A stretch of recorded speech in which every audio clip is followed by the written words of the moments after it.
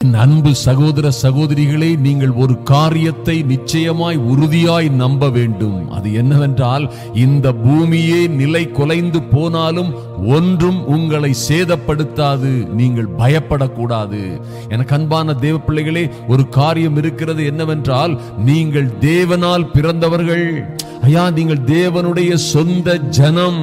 தேவனால் ரட்சிக்கப்பட்ட ஜனமே உனக்கு ஒப்பானவர் யார் என்று மோசே சொல்லுகிறார். தேவனால் ரட்சிக்கப்பட்ட ஜனம் நீங்கள், தேவனால் தெரிந்து கொள்ளப்பட்ட ஜனம். நீங்க ஏதோ கிறிஸ்தவர்களாய் ஏதோ இன்று கர்த்தரை ஏற்றுக்கொண்டிருக்கிறோம் என்று நினைக்காதீர்கள். கர்த்தருடைய வார்த்தை சொல்லுகிறது, நீங்கள் தாயின் கருவறையில் இருக்கும் பொழுதே கர்த்தர் உங்களை தெரிந்து கொண்டார். ஐயா, தாவீது சொல்லுவது போலவே, தாயின் கருவறையிலே எலும்புகள் உருவாகும் முன்னே கர்த்தர் உங்களை தெரிந்து கொண்டிருக்கிறார், உங்களை முன்குறித்திருக்கிறார் என்பதை நீங்கள் மறந்து போகலாகாது. இதுதான் உண்மை. அருமையான தேவ பிள்ளைகளே, பாருங்க, உங்க வழியே தனி வழி. நீங்கள் இந்த உலகத்தால் போகிறது போல, உலகத்தார் நடக்கிறது போல நடப்பதற்காக அழைக்கப்பட்டவர்கள் அல்ல. உங்கள் போராட்டம் தனி, உங்கள் ஆயுதங்கள் தனி, உங்களுடைய வாழ்க்கையே வித்தியாசமானது. நீங்கள் பாருங்க, கர்த்தரால் தெரிந்து கொள்ளப்பட்ட கர்த்தருடைய சொந்த ஜனம் என்று வேதத்திலே சொல்லப்பட்டிருக்கிறது. ஐயா, உங்க வாழ்க்கையில உபத்திரவம், போராட்டம், துன்பங்கள் வந்தா கூட, எந்த போராட்டம் சோதனைகள் எல்லாவற்றிலும் இருந்து தப்பிச் செல்லும் போக்கையும் உங்களுக்கு ஏற்படுத்துவார். அப்படியாய் உங்களை எல்லா போராட்டங்கள், சோதனைகளில் இருந்து உங்களுக்கு தப்பிச் செல்லும் போக்கையும் உண்டு பண்ணுகிறவர் உங்களோட இருக்கிறார். அவர் உங்களை விட்டு பிரிவதே இல்லை. எனக்கு அருமையான தேவ பிள்ளைகளே, எத்தனை ஒரு அற்புதமான கிருபை பெற்றவர்கள் நீங்கள் பாருங்கள். அந்த உலகத்தாருக்கு வருகிற சோதனைகள் போல ஒருவேளை சோதனை, போராட்டங்கள், பாருங்க, யுத்தங்கள் உங்களுக்கும் வரலாம். ஆனால் உலகத்தாருக்கும் உங்களுக்கும் ஒரு வித்தியாசம் இருக்கிறது.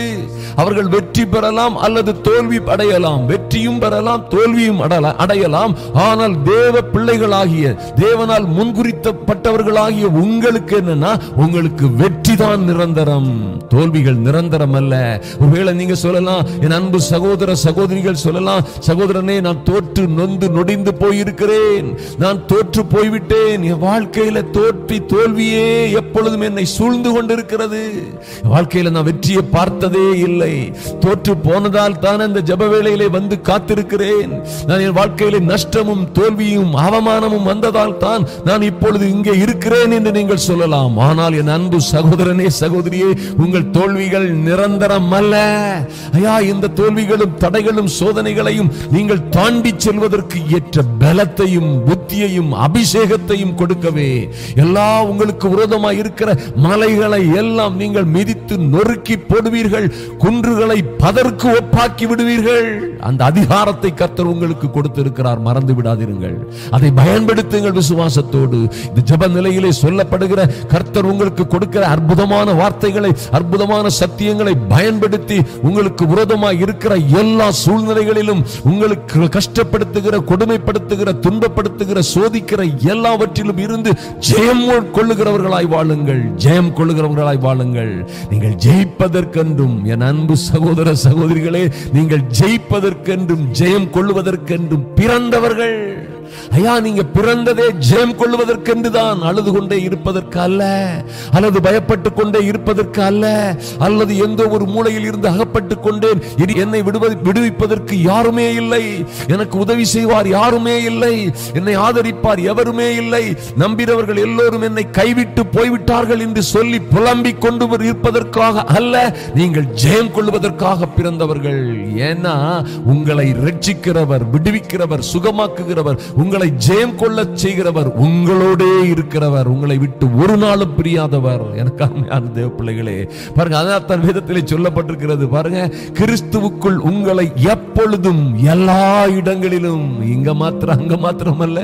என் அன்பு சகோதரியே, நீ எங்க எப்படி அகப்பட்டு கொண்டிருந்தாலும் சரி, எத்தனை சூழ்நிலைகள் உங்களுக்கு மோசமானதாய் உங்களை சூழ்ந்து இருந்தாலும் சரி, எத்தனையோ அவமானகரமான, வெட்ககரமான சூழ்நிலையிலே நீங்கள் அகப்பட்டு வாழ்ந்து கொண்டு கொண்டிருந்தாலும் சரி, எல்லாம் முடிந்தது, எல்லாம் முடிந்தது, இனி எனக்கு பெருமை என்று எனக்கென்று சொல்லிக்கொள்ள எதுவும் இல்லை. எல்லாமே முடிஞ்சு அழிந்து எல்லாமே நிர்மூலமாய் போய்விட்டது. பட்ட மரம் போல நிற்கிறேன், தனியாய் நிற்கிறேன், என்னை ஆதரிப்பார் இல்லை. என் பிள்ளைகளை எப்படி நான் பாதுகாக்க போகிறேன்? என் குடும்பத்தை நான் எப்படி ஆதரிக்க போகிறேன்? ஐயா, நான் இனி எப்படி வாழ போகிறேன்? எனக்கென்று இருந்தவர்கள் யாருமே என்னோடு இல்லை என்று சொல்லுகிறீர்களா? நீங்கள் இப்படி சொல்லும் போதெல்லாம் பிசாசை சந்தோஷப்படுத்துறீங்க, பிசாசை சந்தோஷப்படுத்துறீங்க. இப்படி சொல்லவே கூடாது. இப்படி சொன்னா தோல்வி. உங்க வாயினால இப்படி பேசவே கூடாது. நீங்கள் சொல்ல வேண்டும், யாருமே இல்லைவென்றாலும் என் தேவன் என்னோடு இருக்கிறார்.